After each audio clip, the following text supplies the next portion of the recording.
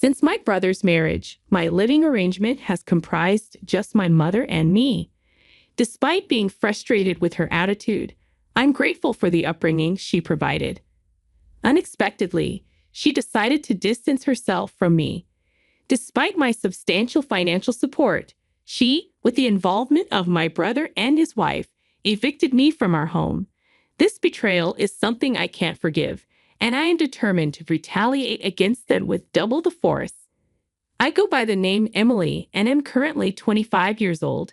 A few years back, my father passed away, and my brother Tom, who is a decade older, departed after tying the knot. Consequently, I find myself cohabitating with my mother. The truth is, I've harbored dissatisfaction about living with her. Once I began working, my mother quit her part-time job and assumed a lethargic lifestyle at home. What's more, she treated me as though I were her personal maid. Emily, why isn't dinner ready yet?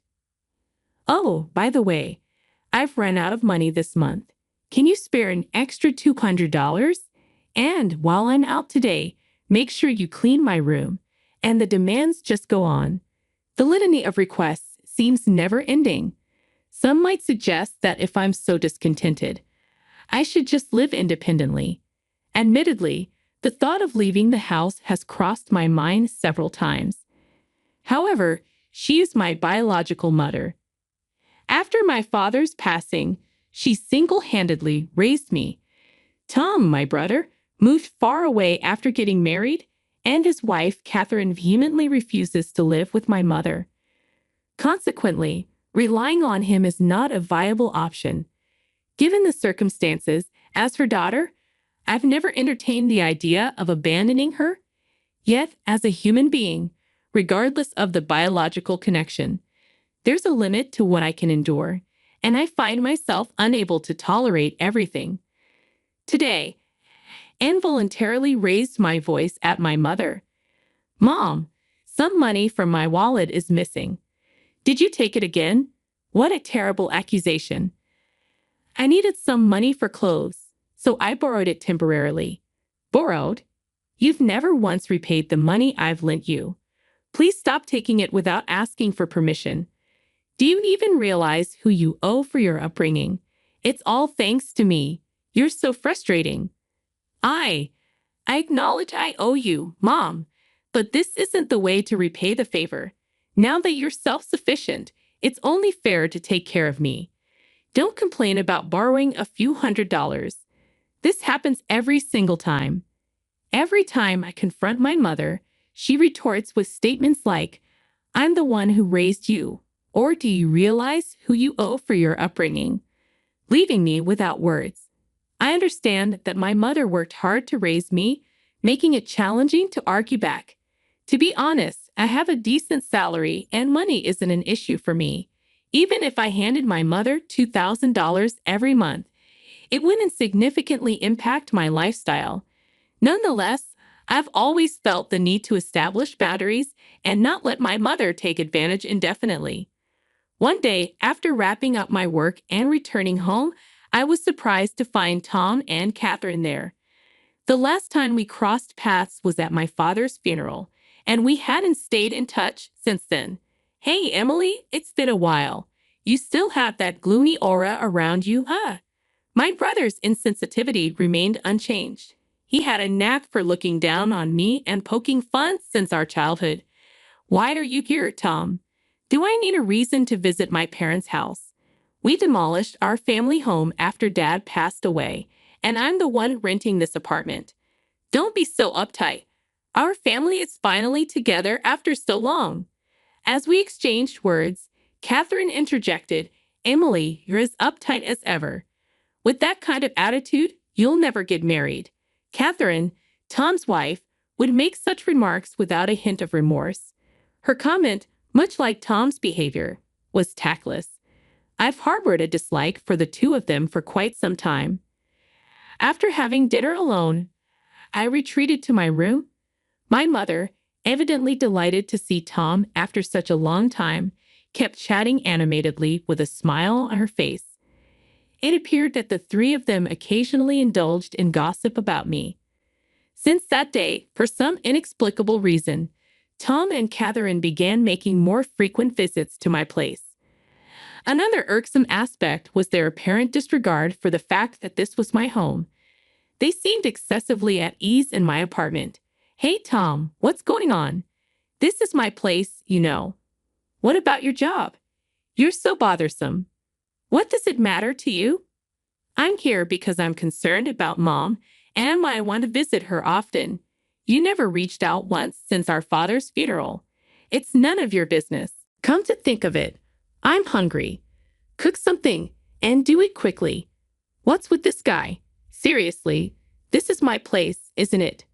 Why are they lounging around as if they own the place?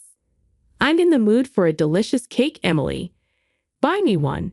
Catherine's request prompts even my mother to join in. "You finished work today, right? So you have time. Hurry up and go buy it for us, you lazy girl." It's perplexing how Catherine, who once avoided living with my mother and detested her, has suddenly become quite chummy with her. As for Tom, he's adopting an attitude of, "I'm the eldest son, and Catherine is the eldest son's wife, so it's only natural for us to be concerned about Mom." Observing their behavior, it's evident that the two of them are plotting something. I'm not entirely sure about their intentions yet, but it's clear it's not something favorable. Several days passed, and Tom and Catherine's scheme finally unfolded. "Emily, I've reached my limit living with you. I've decided to end this cohabitation." I was engrossed in household chores on my day off when my mother dropped this bombshell. "What do you mean by that?" "Exactly what I said. I can't endure living with someone as slow, lazy, and unattractive as you any longer." "What are you talking about? Don't you understand? I've made up my mind. I'm going to live with Tom and Catherine." "You're going to live with Tom and Catherine." I was so taken aback by this unexpected revelation from my mother that I unintentionally echoed her words.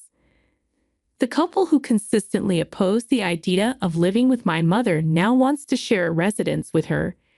What on earth is happening? Just then, Tom and Catherine conveniently arrived. "Tom, what's happening? You never expressed any interest before, and you consistently asserted you'd never lived with Mom, right? What's the issue with that? It's only natural for the eldest son to live with his own mother, isn't it?" Tom, looking down on me with a sense of superiority, made this statement. "Don't tell me you have some kind of issue.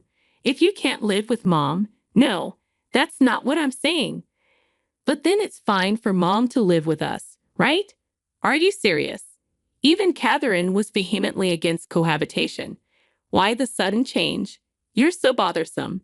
Anyway, Mom has decided to live with us. We don't need you anymore. Just leave." "Wait, leave? After all this time when I took care of everything about Mom?" It can't help but feel repulsed by my brother's arrogant words. However, it became evident that Tom and Catherine were up to something nefarious. Despite my mother's sharp tongue, she remains my only precious parent. Besides, I wouldn't want to get entangled in any trouble later on. I decided to caution my mother. "Mom, isn't it clear that something's amiss? After all, Tom and his wife never once reached out to us before. What are you talking about? If anyone's acting strange, it's you, isn't it? Huh? Mom, those who just exploit their parents should leave." The moment she said that, any remaining affection I had for my mother vanished instantly. After all the support I've provided and taking care of her, how dare she utter such words to her own daughter who has been supporting her all these years? But this is the only time they can mock me like this, you know. After a week, they'll experience hell, so they better relish this moment. I began plotting my retaliation against them. "Then I'll leave right now."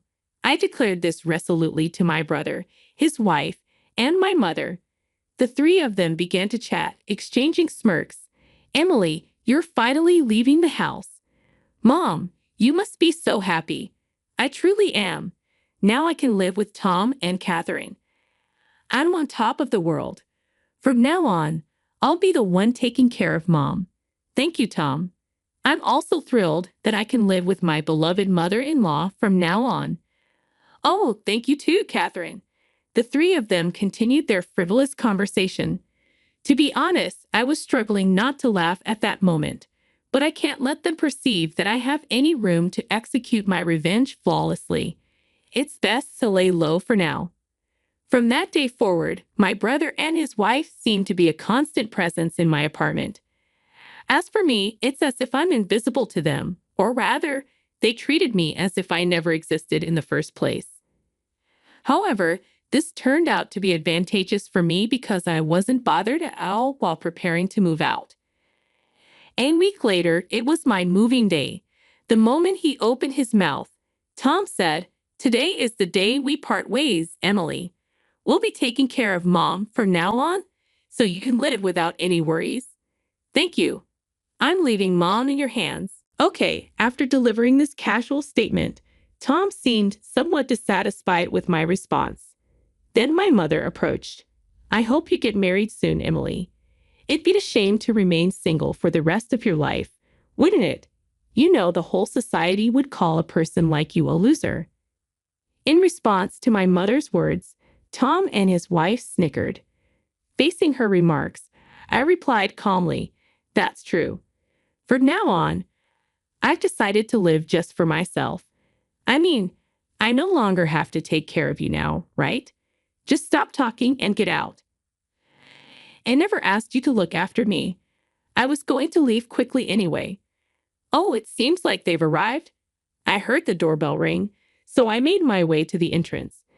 It was the movers from the moving company I had scheduled for today. After having them transport all the belongings from my room, I gestured towards the living room and instructed the movers, "Oh, and please relocate all the appliances and furniture in these rooms too." Huh, the dumbfounded voices of the three harmonized perfectly. They were utterly perplexed by what was unfolding. That TV, the fridge, the microwave. Oh, and this cleaning robot too. Also, the sofa, dining table, and the bed. Please move everything. Then my mother started to argue. What? What are you thinking? Stop this immediately. What do you mean? Am I doing something strange? Don't play dumb. Taking all the appliances and furniture from this house. Have you lost your mind? In response, my brother, his face as red as a tomato, approached me aggressively. "Yo, listen to Mom. How do you expect us to live without any furniture or appliances? You have no right to take everything. Leave everything here and just go." My mother and brother were quarreling in front of me. Realizing I shouldn't waste any more time, I decided to clarify the situation for the two. "Hey, are you getting the wrong idea or something? Everything in this apartment, including the apartment itself and all its appliances and furniture, belongs to me. You know this is Mom's place, right? Don't mess with me. All the furniture and appliances were bought using the inheritance from Dad, weren't they?" As I had anticipated, he misunderstood and believed that my mother was financing everything in my apartment. He assumed she had received a significant inheritance from my father and had cleverly convinced them to live with her. "Tom, aren't you misunderstanding something? I bought everything in here. I've been giving Mom a monthly support of $2,000, you know. Thus losses. You just want to live with Mom, don't you? Someday I'll inherit Dad's inheritance." What are you talking about? Mom used up all of Dad's inheritance a long time ago. Tom nervously glanced at our mother, who was looking down with a pale face. "Mom, please explain. You told us you bought all the appliances in here." "Well, I was just trying to look good." What do you mean by that? We only moved in with you because we thought there was an inheritance from Dad. If there's no inheritance, what's the point of living together? Wait, what are you saying? Didn't you say you take care of me because you're the eldest son? I was just trying to be nice. I lied so that we can live together. Upon discovering there was no remaining inheritance, Tom was furious. And my mother was deeply shaken by the revelation that the kindness displayed by Tom and his wife was all a facade. What a dysfunctional family, huh? My mother should have been suspicious when Tom and his wife, who had been out of touch for a while, suddenly suggested living together. If Tom had kept in touch, he would have learned sooner that there was no inheritance left from Dad. As I cast cold glances at the two, Tom's wife seemed to have a solution and spoke up. "I've got it. It would be great if Emily could live with us again." To this, my mother and Tom both agreed. "That's right, Emily. You should live with us. After all, yes, Emily, I really do need you." Observing the sudden change in their attitude as they began speaking for their own convenience, I promptly dismissed them. "What are you even saying? Don't make me laugh. There's no way I'd live with deceitful people like you all. I've decided to live only for myself from now on. Whatever happens to you all, I couldn't care less. But why don't you all just happily ruin your lives together?" The three of them, completely drained of energy, sat down on the spot as if their knees had given away. All three had vacant eyes. Goodbye. Do your best as a family. With that, I closed the front door. In just another 2 weeks, the lease for the apartment would end because it's under my name. They'll probably be forced to leave when the lease is up. Well, it's none of my business anymore. About a week after successfully settling into my new place, as anticipated, I received a call from my mother seeking help. "Emily, please. I can't live properly like this. Come back. There's no way I'm returning. Why don't you have that foolish couple take care of you?" Actually, it seems they quit their jobs and moved here, thinking I still had your father's inheritance. They really are terrible people, aren't they? I don't feel inclined to help at all. I no longer need a couple who only cares about money.